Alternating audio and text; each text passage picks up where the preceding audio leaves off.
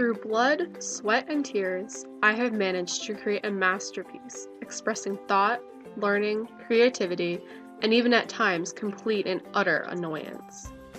Though at times the developmental process was not pretty, nor glamorous, nor boatloads of fun, I have managed to remain in one piece and even grow as a person along the way. This giant 3-inch binder is the embodiment of all that my writing is, of me as a writer. When I first received the task of filling a portfolio with more than 6 total essays per quarter on an honors English level, I'll admit, being a timid freshman, that I was a little shocked. Just as I had been a bit of an intimidated 9-year-old, first adjusting to breathing from an apparatus in the depths of the ocean. Creating this portfolio is, in many ways, similar to learning how to scuba dive. Both entail devoting hours upon hours of time and hard work in order to accomplish a goal.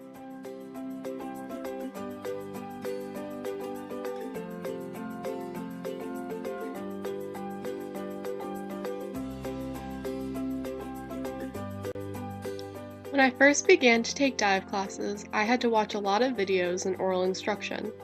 I often was forced to regurgitate information in order to move on to more hands-on activities. Sure, I may have put my own twist on explaining things and had fun watching the videos, I still felt restricted. I wanted to break free and at least just step foot into the water, but I couldn't. I had to then learn to assemble all of my gear to which I needed to accomplish the task. Slowly but surely, I pieced the instruments together, gaining assistance from my far more experienced sister along the way. It was tedious, and I would often fail to remember the next step. This scenario can also be applied to the creation process of my portfolio during the first quarter. It displayed what I could already do as a writer. My newly acquired portfolio, empty of deep thoughts and feelings, was merely a starting point, a stepping stone in order to become an independent writer. Much like compressed air housed inside a tank is fuel to my lungs, experience and knowledge is fuel to my writing. At first, this long-term assignment tested what I have learned, lessons and strategies, throughout the grades prior to this year. With aid from example pieces from the 218 Scene website, I began to get a glimpse of what my writing should resemble.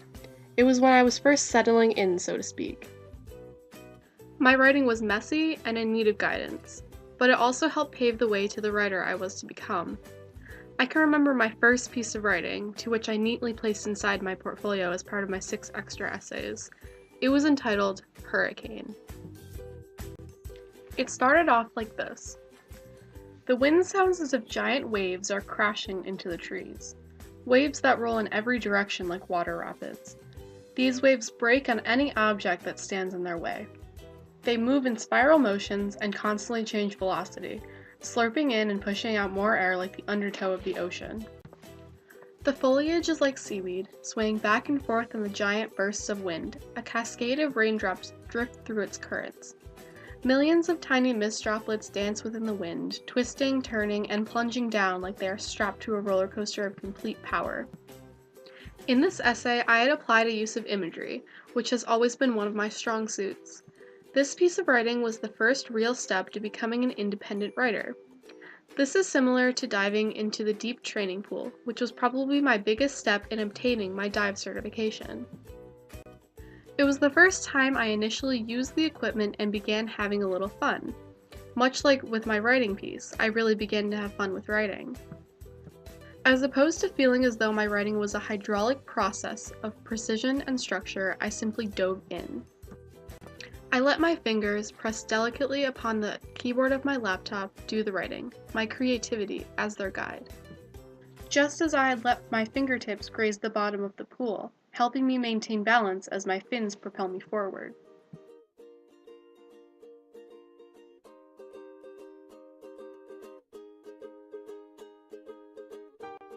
Though I had always felt relatively comfortable with writing, I still had a bit of a difficult time really letting my voice speak for itself. I thought my writing was simply not structured enough and needed to be molded and strategically planned and mirror every other good writing piece I could find. But in fact, I was going in the opposite direction. Much like in diving, writing should be your own. Not everyone should wear the same size wetsuit, the same mask, the same fins, just as not everyone should write the same way, with the same voice and style. Though both diving and writing require guidelines, not everyone performs these tasks in the same way. Everyone sees things through different sets of eyes, everyone perceives things in different ways.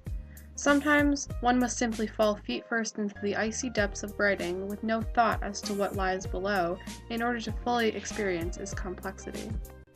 Similar to when I first dove into Rhode Island's waters off the shore of Fort Wetherill. I took my training and went for it in order to finally become certified. I took all of the steps, all of the newly gained knowledge, and strung this together. This can also relate to the second quarter in which I worked on cohesion within my writing, transitioning between thoughts and developing a storyline. An example of this cohesion is in one essay entitled Home. The air condenses as I exhale one full breath. My lips are frozen solid and my legs numb. The walk home is brutal, exhausting, and cold.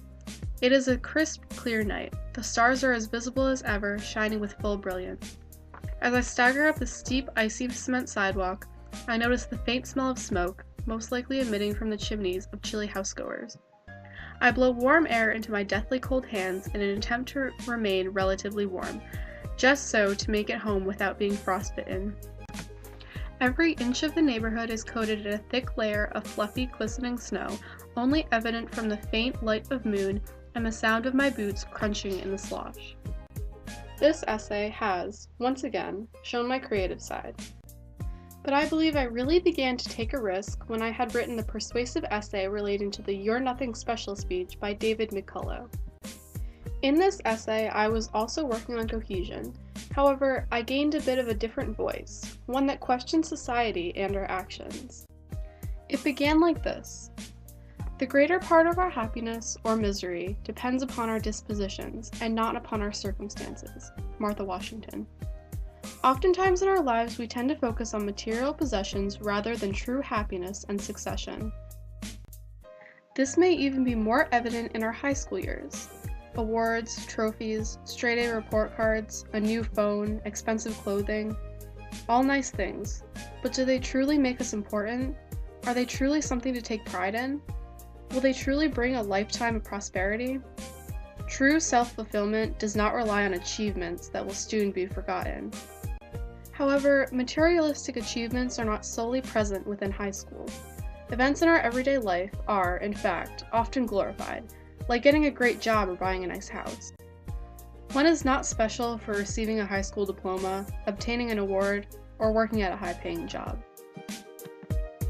Sure, this essay wasn't perfect, much like my first diving experience, for I couldn't see much past the cloudy silt that I kicked up from the sand and I almost lost my dive buddy. But both events marked a turning point, a need to keep striving.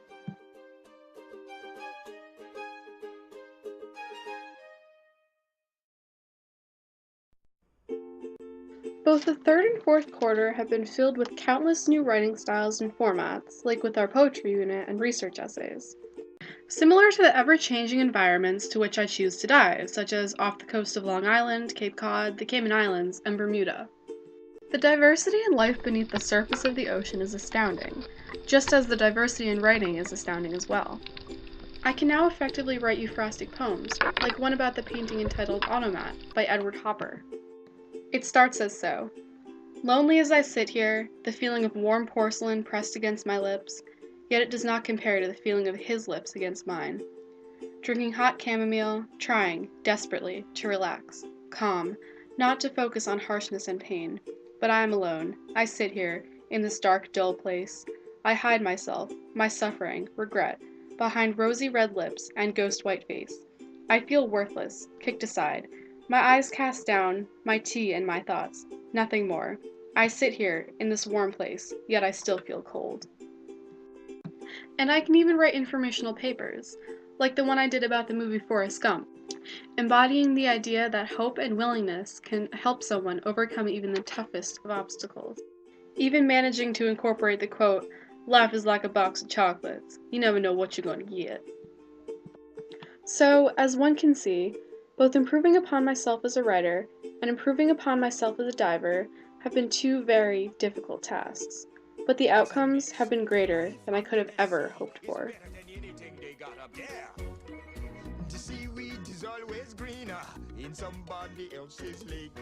You dream about going up there, but that is a big mistake.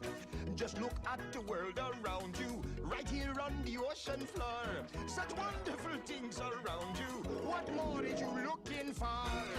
Under the sea, under the sea. Darling, it's better down where it's wetter. Take it from me. Up on the shore, they work all day. Out in the sun, they slave away. While we're devoting full time to floating under the sea. Thanks for watching!